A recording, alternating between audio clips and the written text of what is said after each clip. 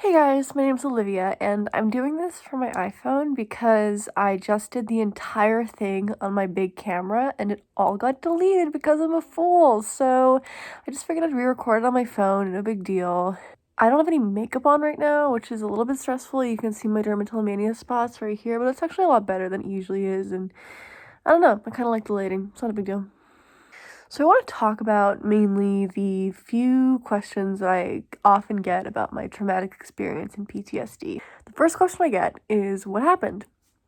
I don't want to go too much into this because I feel like I've talked about it a lot on my blog, and also the guy who abused me has a very rich daddy. But I will say that I was in a relationship for about 6 months, like 2 years ago, and he deeply psychologically abused me using lying and gaslighting primarily, but like not just normal lying and gaslighting, like really extreme stuff, like basically saying that he was being abused by his parents, that he had the worst sleep disorder in the history of America or something. No, it was the worst sleep disorder in documented sleep disorder in America.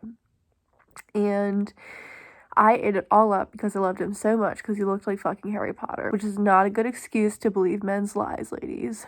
Eventually, what he decided was that it would be a cool, fun trick to tell me that he was being physically abused by his parents and then totally vanish because that doesn't worry people at all. No, actually, what it did is it made my brain set on fire, and a type of PTSD is thinking that people that you love are in danger.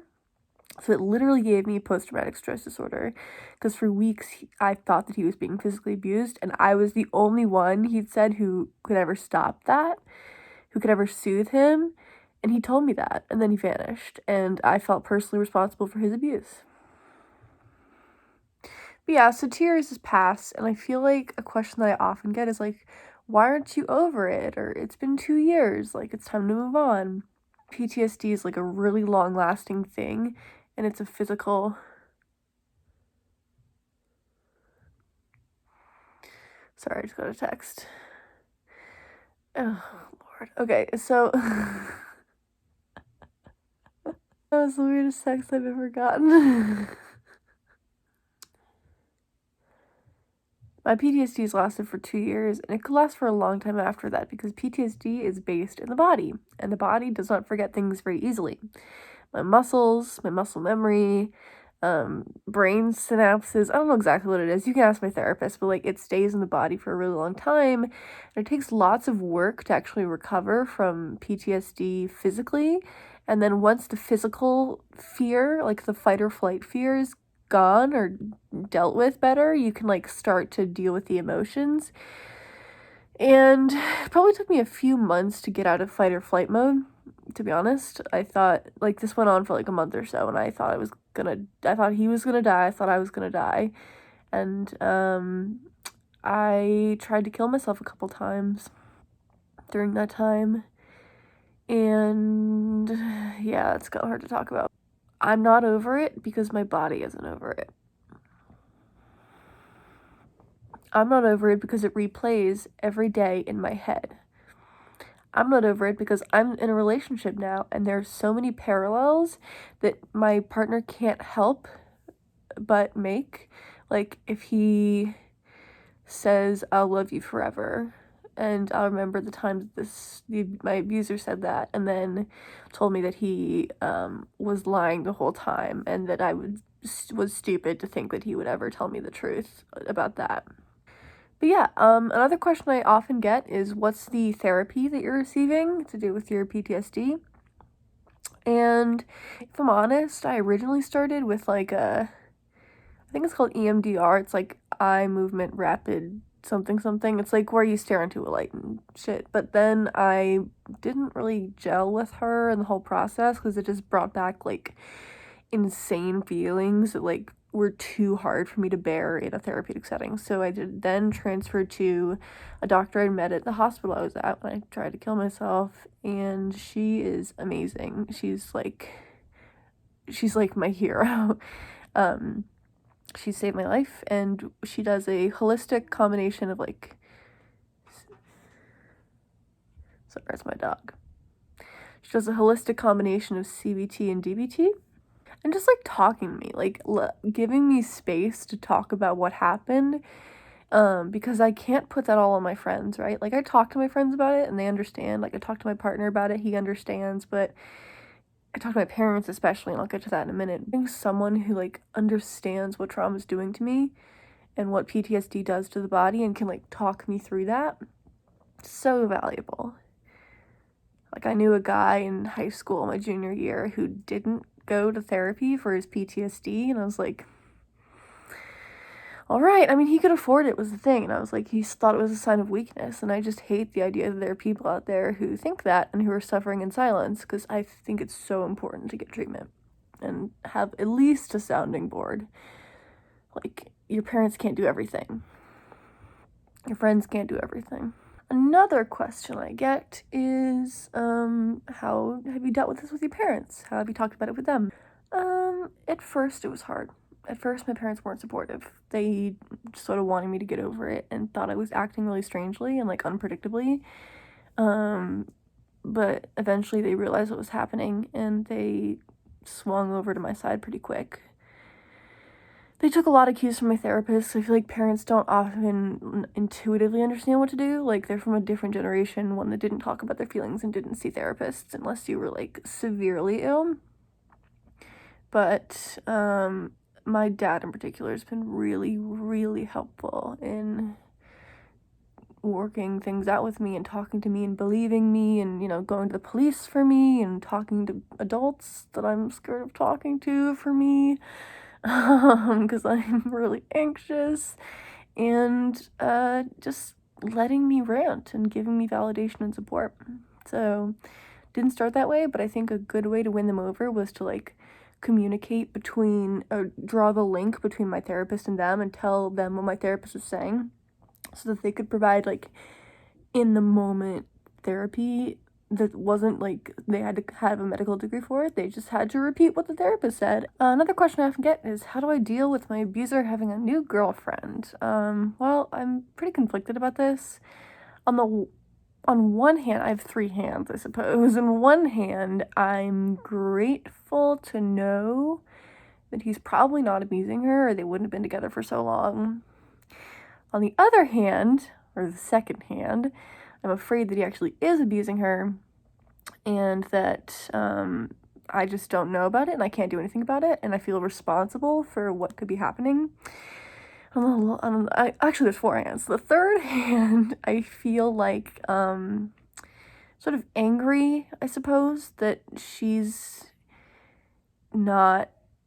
This is hard to describe. Like, I don't want her to be abused. I really don't. I don't want anyone to be abused. But it's anger that I was not good enough to not be abused, if that makes sense. Like, I was the test dummy for this, and it makes me feel like crap to see him being able to treat somebody else better.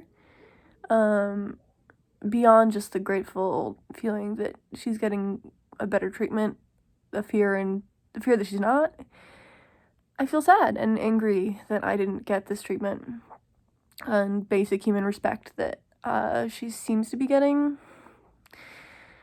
Not gonna front with you guys. She doesn't seem that bright, so I feel like maybe she just doesn't know that he's abusing her. I don't really know, but whatever. Lots of conflicting emotions to do with his new girlfriend, and that's natural, I think, for people who've been abused. It's hard to see your abuser go on without you and abuse other people or fool other people or, you know, not abuse other people. And all those emotions are valid. And I want everybody to feel, who's been through this kind of thing and is seeing their abuser move on, that they're not alone in all those emotions, and all those emotions are natural. Another question I get is, how do I maintain a relationship fresh out of abuse? It's really hard. I had to find a really good guy, just like a really quality, nice, gentle soul who picks up on my therapist's advice and sort of like doles it out to me whenever I'm forgetting it. Also someone with extreme patience and someone who really loves me enough to put in all this work. Because loving someone with PTSD, it's not to say that it's like hard in that you don't deserve love as a PTSD victim, but like it's hard to know what to do in some situations that it would arise in a relationship when you're the other person in the relationship. And I give a lot of credit to the personality of my partner for being like really supportive and like understanding as best he can. He has no mental health issues, so he's really just so empathetic that he can understand what's happening to me on a just like a human to human level. But I do have to like constantly communicate to him how I'm feeling, and I do have to like moderate how much I talk about it because he wants me to talk about it a lot, or not a lot, but like as much as I need to. But I feel as if talking to him all the time about my ex isn't like it's a bit hard. It would be hard on anybody, even if there's not like this PTSD context. So, I try to limit that, but like talk when it's necessary, like communicate properly and effectively. Finally, I want to talk about some of the backlash and bullying I've been getting, because people ask me about that, and I'm trying to not be very open about that with my friends if I can, but like it's kind of impossible because I've been getting like anonymous phone calls and texts and emails and stuff from people who believe my abuser and who believe his girlfriend and who have a lot of problems themselves that they haven't resolved within themselves. So they don't know how to express whatever emotion I prompt in them properly. And sometimes it's jealousy, sometimes it's fear that I'm right, sometimes it's anger that I would oppose somebody they like. Sometimes it's just confusion and ignorance. But I've actually dealt with it pretty poorly in the sense that I've been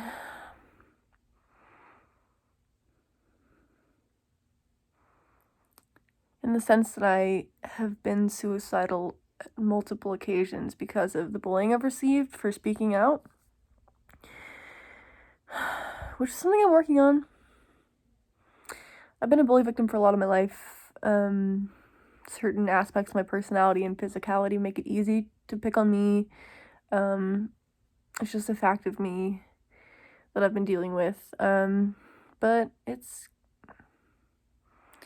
something I'm working on, how to just sort of separate reality from what people say and sort of attribute what they say to things other than like my truth. So like one girl told me that she didn't believe me because victims didn't act that way. I try to think of it as, didn't act that way in the sense of like they don't talk about how they feel. They just shove it all in. And she wants to be an adolescent psychiatrist, so this is a really juicy one, but I try to think of it more as like maybe she was abused in the past. I know she has like parents who haven't been very supportive of her, so like maybe she hasn't been believed in the past and she wants to project that onto people, or maybe she just is really jealous of me. I don't really know the whole story, but I try to imagine that there is one. Anyways, this has been enough of a rant. I want to say thank you for sitting through all this if you have, and I hope to make my next few videos on an actual camera, but I just couldn't stand the setup this time. I love you guys. Thank you for watching. Bye.